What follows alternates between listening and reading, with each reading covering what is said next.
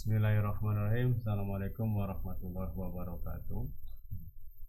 Berjumpa kembali dengan mata pelajaran informatika jenjang MTS kelas 8. Baiklah, dalam kesempatan ini Bapak akan menjelaskan bagaimana dampak perkembangan teknologi. Setelah pertemuan yang sebelumnya Bapak menjelaskan tentang perkembangan teknologi. Masih ingat bagaimana ketika zaman dulu di Indonesia petani-petani Indonesia menggunakan alat secara manual, kemudian sekarang kita bisa lihat menggarap sawah itu dengan mesin-mesin. Masih ingat ya? Apa nama mesinnya? Masih ingat yang Bapak sebutkan? Ya, traktor. Ya, baik. Dalam kesempatan ini, yang namanya teknologi selain membawa pengaruh yang sangat positif, juga pasti akan ada namanya dampak negatifnya. Karena kemajuan teknologi yang kita rasakan saat ini tidak lagi bisa terbendung, hanya bagaimana kita cara menyikapi dengan perkembangan teknologi tersebut.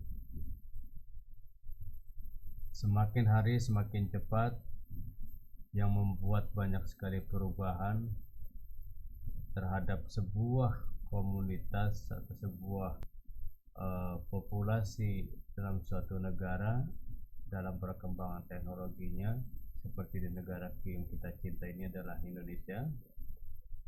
Di antara dampak perkembangan teknologi tentu membawa pengaruh yang positif. Di antaranya adalah pertukaran sebuah informasi yang menjadi lebih mudah dan cepat dan sampai kepada kita. Contohnya yang baru-baru ini adalah suatu berita tentang kecelakaan sebuah pesawat. Nah, ini informasinya sangat cepat dan sampai ke pelosok-pelosok seluruh Indonesia. Nah, ini berkat kemajuan teknologi. Kalau dulu informasi itu hanya bisa dinikmati, hanya bisa dibaca itu melalui media koran atau surat kabar nasional, kemudian ada juga surat kabar lokal ya, seperti koran atau majalah-majalah. Tapi untuk saat ini informasi dari luar negeri sana itu langsung kita bisa rasakan, bisa kita baca, bisa langsung kita ketahui informasinya. Namun ingat bahwa di dalam teknologi ini kita harus betul-betul memfilter informasi itu, karena munculnya informasi-informasi yang tidak bisa dipertanggungjawabkan. Yang kita kenal adalah informasi yang hoax. Nah, itu informasinya tidak valid dan itu hanya akan memperkeruh suasana informasi. Yang Bapak ingatkan, ketika kita mendapatkan suatu informasi, jangan langsung kita cerna, langsung kita informasikan lagi yang lain. Yang lebih baik adalah kita cerna, kita amati dulu, kita analisa dulu kebenaran dari informasi tersebut. Dari segi pekerjaan, ketika kita melakukan suatu pekerjaan, contoh ketika kita belajar, kita ingin mencari suatu literasi atau bacaan, kita harus mencari buku-buku sumbernya, kemudian kita tulis kembali.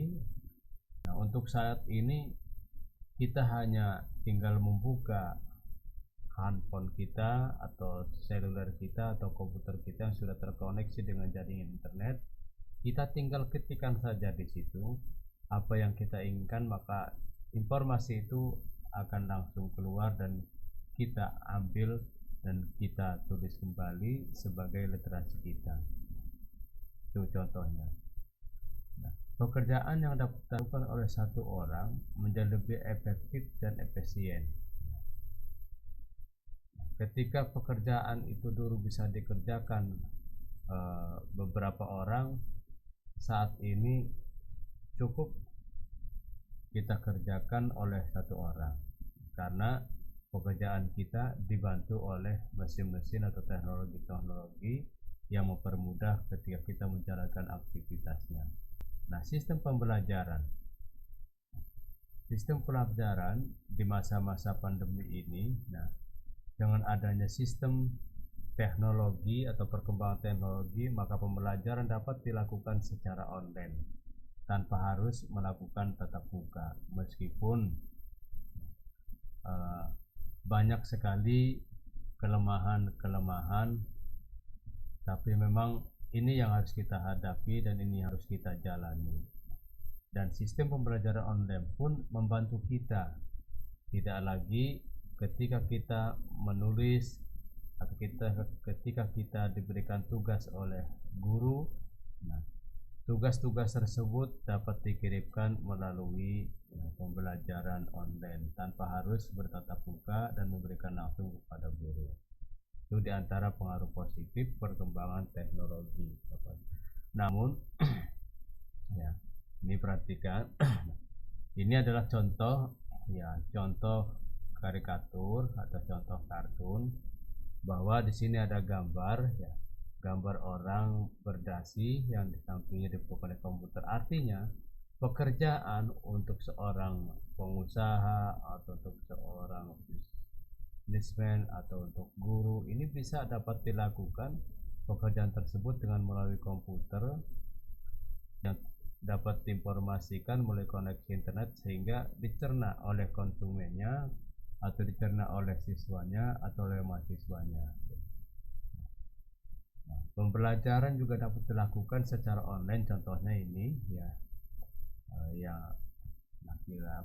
anak laki-laki yang memakai kaos merah ini sedang mengoperasikan komputer.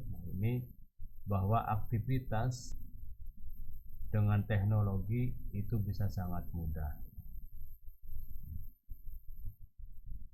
Kalau dulu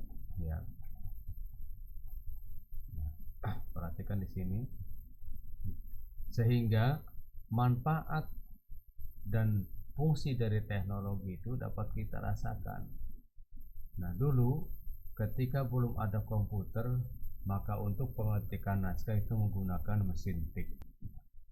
Mesin tik ini memakan waktu yang sangat lama, dan ketika mau digandakan kita harus ketik ulang, atau kita bisa merangkap kertas dengan menggunakan karbon. Nah, ketika ada satu kesalahan dalam satu huruf, ini tidak bisa diedit, maka ada caranya, yaitu dengan menipek, atau kalau sudah tidak bisa diperbaiki karena kertasnya robek, maka kita mulai lagi dari lembar pertama atau dari urutan pertama lagi pengetikannya. Tapi setelah seiring waktu adanya perkembangan teknologi komputer, maka pengetikan naskah ketika di tengah pengetikan kita terjadi kesalahan penginputan huruf, maka bisa diedit, kemudian disimpan kembali, dan bisa dicetak berulang kali tanpa harus merangkap kertas. Itu kemudahan dan dampak positif yang dapat kita rasakan. Sekarang kita lihat dampak negatif. Pengaruh negatif yang ditimbulkan yaitu masuknya budaya luar yang tidak terbendung, yang tidak terfilterisasi.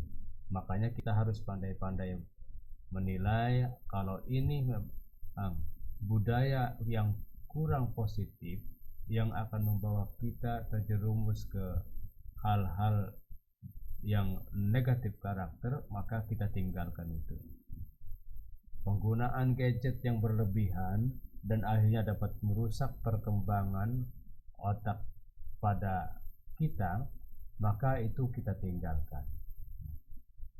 Contoh, di mana dulu ketika anak-anak berinteraksi dengan lingkungan dan bersosialisasi dengan teman sebayanya, ini adalah contoh permainan petak umpet ya, yang zaman dulu masih banyak anak melakukan, tapi saat ini jarang ditemui anak-anak bersosialisasi dengan teman sebayanya untuk bermain petak umpet, karena anak lebih sering memilih bermain gadget di rumah, kemudian bermedsos ya, bermedsos.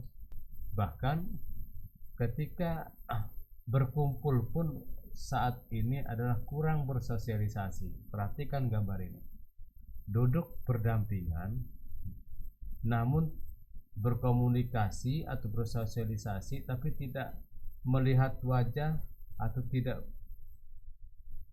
terlihat ya, maka kebanyakan orang itu lebih fokus melihat gadgetnya atau HP-nya kan gitu. Tuh. Sehingga terlihat individualis atau apatis ya terhadap perilaku atau bersosialisasi dengan teman-temannya. Nah, ini kita harus hindari, kita harus batasi dalam penggunaan gadget dan penggunaan teknologi ya. Nah, dampak yang lainnya adalah ketika kita menggunakan teknologi mesin-mesin, maka polusi udara akan berubah ya. Karena lambat laun lama kelamaan maka polusi udara akan terkontaminasi oleh udara yang dikeluarkan dari mesin-mesin atau asap-asap yang dikeluarkan dari mesin-mesin tersebut ya. Itulah anak-anak ya, fungsi dan manfaat dan pengaruh positif dan negatif dari perkembangan teknologi. Banyak lagi contoh-contoh ya, silakan kalian mencari contoh-contoh di internet, baik pengaruh positif maupun pengaruh negatif dari perkembangan teknologi ya. Bapak berikan contoh, Bapak minta buatlah atau carilah contoh satu pengaruh negatif dan pengaruh positif, berikut contoh gambarnya, kemudian kirim di classroom atau learning madrasah. Terima kasih Bapak Hiri ya, jangan lupa dirikan sholat, jaga kesehatan. Bapak Hiri untuk pertemuan kali ini. Assalamualaikum warahmatullahi wabarakatuh.